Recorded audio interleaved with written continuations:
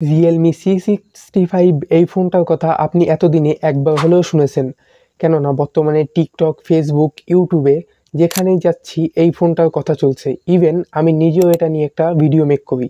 তো আপনি যদি এই ফোনটা কিনতে চান তাহলে এই ফোনের কিছু অসুবিধার দিক রয়েছে যেগুলো আপনার জানা অবশ্যই দরকার, নাহলে পরবর্তীতে পস্তাবেন।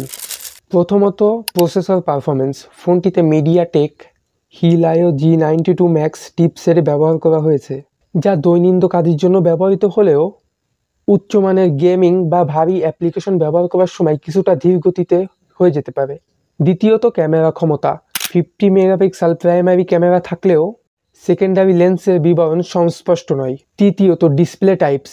যেখানে অন্য কোম্পানিগুলো এই বাজেটে অ্যামোলেড ডিসপ্লে দিচ্ছে, সেখানে এই ফোনে আপনি IPS LCD ডিসপ্লে পাচ্ছেন।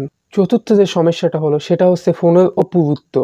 ফোনটির ওজন 196 গ্রাম এবং ফোনটির পুরুত্ব 7.99 মিলিমিটার। তবে যেহেতু 6000 mAh ব্যাটারি আর ফোনটা যেহেতু মজবুত একটা ডিভাইস, সেহেতু ফোনের ওজন বেশি হওয়াটা একটু স্বাভাবিক। পঞ্চম এবং শেষ সমস্যা হলো সফটওয়্যার আপডেট। তো অনেকের মতে ফোনটিতে ভবিষ্যতে সফটওয়্যার আপডেট পাওয়ার জন্য কিছু সীমাবদ্ধতা থাকবে। তো এখন আমি কিছু কথা বলি। আপনি এই ফোনটি কিনলেন 20 থেকে 22 হাজার টাকা খরচ করে। আপনি না পারছেন ভালো মতো গেম খেলতে, না পারছেন আপনি ভালো মতো ফটোগ্রাফি করতে। ইভেন এমনও শোনা গেছে এই ফোনটিতে নাকি আপনি 4K রেজুলেশন দিয়ে ইউটিউব ভিডিও পর্যন্ত দেখতে পারবেন না, এতেও নাকি ল্যাগ করে। তো এতগুলো টাকা খরচ করে একটি ফোন কেনার আগে ভালো মতো যাচাই বাছাই করে তারপরে কিনবেন।